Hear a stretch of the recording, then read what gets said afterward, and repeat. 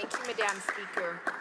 First of all, I would just like to thank the members from Rosemont, La Petite Patrie, and of course the member from Edmonton, Strathcona, who do so much work within our party around environmental issues. For the people that I represent, I just want to be very clear. Today, this is the motion that we're discussing, that in the opinion of the House, being a global climate change leader and building a clean energy economy means A, investing in clean renewable energy sources such as solar, wind, geothermal, and energy efficiency technologies to create good quality, long-lasting jobs for today's workers and for future generations. B, putting workers and skills training at the heart of the transition to clean energy economy so they don't have to choose between a good job and a healthy environment for themselves and their families. C, not spending billions of public dollars on increasing obsolete fossil fuel infrastructure and subsidies that increase greenhouse gas emissions and pollution and put Canadians' health and Canada's environment, coastlines, waterways, wildlife and marine and tourism jobs at risk. That's what we're talking about today. And it's been disheartening to hear some of the comments in this House. You know, some people do not believe that climate change is happening. They don't believe that it is something that we can impact. And I completely disagree. I hear Canada has low emissions compared to other countries. Madam Speaker, you cannot negate responsibility if you feel you are not as bad as someone else. These are the realities our country and our world are facing. So today we're standing in this House and we're asking Canada to become a climate leader. This is an opportunity for us to lead the way, to invest in technology and industry that other people will use, another way for Canada to build its economy. In fact, we know that Sears and Bloomberg New Energy Finance estimates there will be $12 trillion in renewable energy spending up for grabs for the next 25 years. The countries that come out ahead will be those that develop the technologies, the thinking, and the experience first and use it to compete and grow in the global market for clean energy solutions. That is a plan for Canada that I can get really excited about. What we have now is the reality that we have a government that has bought a 65-year-old pipeline, a pipeline that will bring less than 3,000 jobs. These are going to be direct short-term jobs that are created from the building of this pipeline and will only last during the construction, with only less than 100 jobs remaining in place once it is constructed. The commitment from this government, another broken promise really, was that the ending of fossil fuel subsidies. This would have been a step in putting renewable alternatives on a level playing field with the oil and gas sector. In fact, the Auditor General Spring Report in 2017 concluded that the government has no intention of stopping the subsidies to fossil fuels. On the 1st of June 2017, the Columbia's Institute Centre for Civic Governance released a report card which found the Liberal government had not kept 50% of its climate change promises. The report card found this: Canada had not established scientific GHG targets aligned with the Paris Agreement, was not guaranteeing new infrastructure funding that won't lock Canadians into a high carbon pathway, was delaying the elimination of fossil fuel subsidies, was not giving priority to community and Indigenous-owned renewable energy projects, and not developing a national thermal energy strategy. Madam Speaker, this is very concerning for the people in my riding. You know, in my riding of North Island Powell River, we see a lot of people coming forward wanting to see a changing economy, wanting to see an environmentally friendly economy that we're moving towards. They want to be part of a strategy. They know where we are today.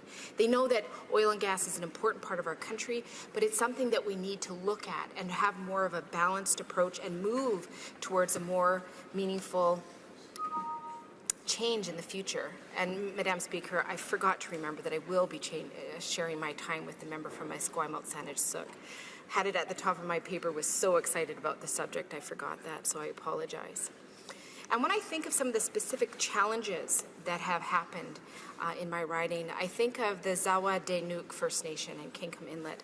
You know, Madam Speaker, over a year ago, unfortunately, a fish farm left diesel running all night, and there was a huge diesel spill in their territory. And they talked to me about going to that area and seeing on top of the fish farm some pads to absorb the diesel, but nothing else happening as the diesel was flowing in their waterways. So they asked to be a part of that. They wanted to have some training and some support to actually start implementing some of the things that they need to see happening. They waited for hours for action. They're waiting now for more consultation and discussion. And these are some of the important things that are happening. Just recently on Reed Island and in Campbell River, we had forest fires in May.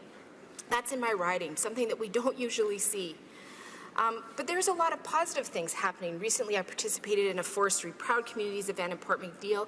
This event was showcasing the changing face of forestry, talking about the history within our riding of forestry, but we also took a look at the green technology and how they're looking at new ways to harvest trees without such a large impact, while protecting some of those well-earning jobs that we have in our riding. And I think of the work that North Island College is doing right now. They're working with several marine renewable energy companies in the effort to utilize the tidal currents that we have in Campbell River, which are about some of the best in all of the world, as well as looking at wave energy available for South Vancouver Island. North Island College is working really hard and wanting to see investment so that they can look at these initiatives that will support smaller communities and have a more impactful way around the environment. I think of Jack Springer from the Campbell River Whale Watching, who's right now working with Green Tourism Canada, an environmental certificate program in tourism and hospitality. You know, Jack said it well. He said, we've chosen to first clean up our own act. And right now he's funded about $5,000 to the Greenways Land Trust to maintain trails and surrounding ecosystems. Greenways Land Trust does so much work in our area, and I'm so proud of the investment that they're seeing there.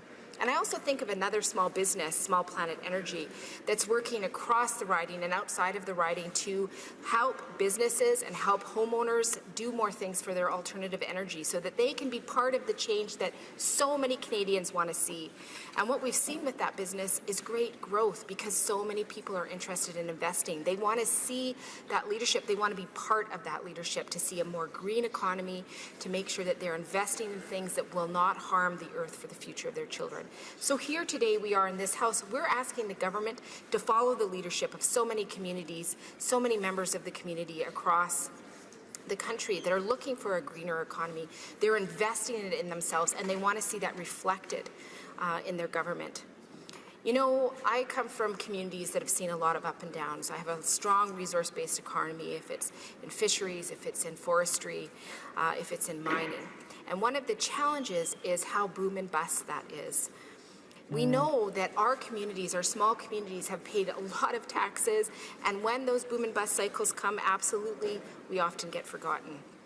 So when I look at tackling climate change, it can actually allow us to make smart investments, to develop local communities, to look at small communities and see how we can support them.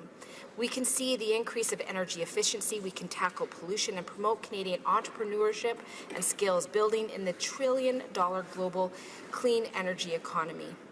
It's really important that we see the government take these steps. We're still waiting for that. We're still seeing significant investment in the oil and gas sector. Subsidies. Where are the subsidies for those small businesses like the one I talked about earlier that are actively taking every step they can to educate people, to work with people, to find the most affordable way for people to look at alternative energy and become part of that cycle? Right now, we're asking for the leadership so we can see things and actions that improve both our economy and the environmental outcomes for all of our country. We must put workers at the center and the heart of this strategy. I think it's so important that we remember that we do not have to set up that false choice of choosing between a good job and a healthy environment for a worker and for their families and for their communities. You know, I just want to say that I appreciate some of the hard work that's happening. I think, you know, of Iron and Earth. It's a worker-led nonprofit. They are energy workers that are working to build a renewable energy projects. They're strategizing around what a just transition would look like, and they're working very hard to provide that information. This is about knowing what the skill sets are and what the opportunities are and making those things match so that we can have people move forward. It's time for Canada to take a leadership approach with this, and I hope the government will support this motion. It certainly doesn't sound like they will, but it is time that Canada step forward, start working together to be a leader across the world, and make sure that we take this golden moment and this wonderful opportunity to provide leadership in Canada and around the world. It's time for us to make a change, and I certainly hope that we see it soon. Thank you, Madam Speaker. Questions and comments? Questions et commentaires? The honourable member for Red Deer Mountain View. Thank you very much, Madam Speaker. And just one of the pieces of information came from the PBO's April 2018 Economic and Fiscal Outlook. They were looking at the impact of carbon pricing levies as it rises to $50 per ton in 2022. And the projection is that the real GDP would be about 0.5% lower in 2022 compared to a scenario that didn't have carbon pricing levy. The reason why I want to mention that is because there was an analysis in that same article that talked about the cost for a carbon tax for farming.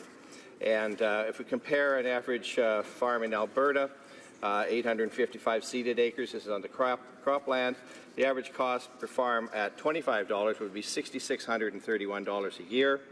Take PEI, for example, as another, it would have been $5,400 per year.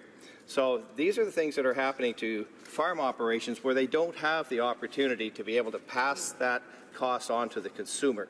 And if you take it to the full $50, it's double the amount that we have there. So these are the concerns. We've heard the Liberal minister talk about how farmers weren't concerned about a carbon tax. But I wonder if you could have, if the honourable member would have a comment on the actual cost that it's going to be in our agricultural communities. Our member for North Island, Powell River. Thank you, Madam Speaker, and I thank the member for his question, and I appreciate that we need to work hard with all stakeholders to make sure that as we go into this new world that we're facing those challenges in a very meaningful way. I talked about this in my speech, and I think this is really important to come back to.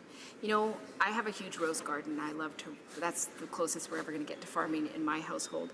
But I had roses blooming in the middle of May.